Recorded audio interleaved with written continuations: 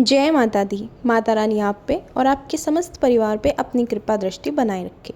शारदीय नवरात्र चल रहे हैं और इन 9 दिनों में माता रानी की साधना के लिए अनेक लोग अनेक रूप से अनेक उपाय करते हैं। देखिए, इसमें तंत्र विद्या भी होती है और माता रानी से अपनी मनोकामना पूरी करवाने के लिए हम साधारण छोटे उपाय भी करते हैं।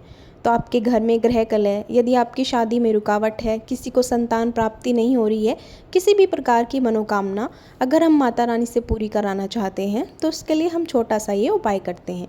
इसके लिए हमें 2 पान के पत्ते लेने हैं और पान के पत्तों पर हम किसी भी फूल से गंगा जल का छिड़काव करेंगे और गणेश जी का ध्यान करते हुए हम उन पान के पत्तों को शुद्ध करेंगे।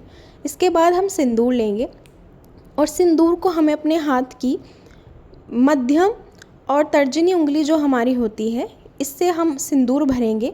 अपने मन की जो भी मनोकामना आपके मन में है, उस मनोकामना को अपने मन में ध्यान करते हुए और ऐसा स्मरण करते हुए कि हे माता रानी, मैं आपका ये उपाय कर रहा हूँ, मेरी समस्या ये है, मैं चाहता हूँ कि मेरी इस उपाय को आप सुने, मेरी ये मनोकामना पूर्ण हो। ऐसा ध्यान करते हुए सच्चे दिल से उस पान के पत्तों पर वो सिंदूर आपको बिखेर देना है।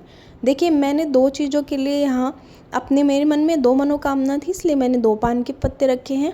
आपके मन में यदि 2 से अधिक मनोकामना है तो आप 2 से अधिक पान के पत्ते इस्तेमाल कर सकते हैं।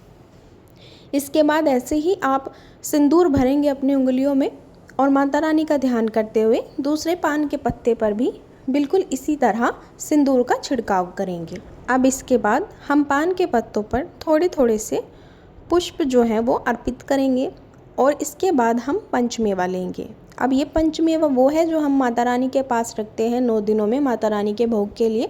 उसी में से हम थोड़ी सी पंचमेवा लेकर माता रानी का ध्यान करते हुए मंत्रोच्चारण करते हुए अपने पान के पत्तों पर अर्पित करेंगे। उसके बाद हम लौंग और इलायची का एक एक जोड़ा लेकर दोनों पान के पत्तों पर बारी बारी से अपनी मनोकामनाएं बोलते हुए रख देंगे।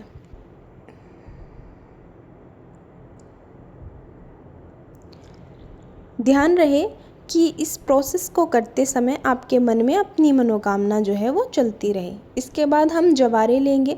जवारे हम मिट्टी में बोते हैं, वही वाले जवारे, उसमें से कुछ बच जाते हैं तो हम रख लेते हैं, या आप अलग से भी अगर आपके पास ना हो तो लेके आ सकते हैं। अब जवारे हम पान के पत्तों पर अर्पित करेंगे, माता रानी का मंत्रोच्चारण करते रहेंगे। ओम सर्व मंगल मांगल्ये शिवे सर्वार्थ साधिके शरण्ये त्र्यंबके गौरी नारायणी नमोस्तुते। ये कहते हुए हम एक पान का पत्ता जहाँ पे हमने अपनी माता रानी को विराजमान किया है वहीं अखंड ज्योत के पास रख देंगे। दूसरा हम पान का पत्ता उठाएंगे।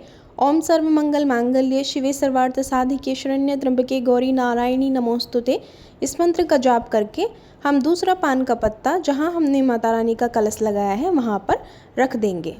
अब इसके बाद हम 9 दिन तक, जब तक माता रानी विराजमान रहेगी, ये पान के पत्ते यहीं रखे रहेंगे।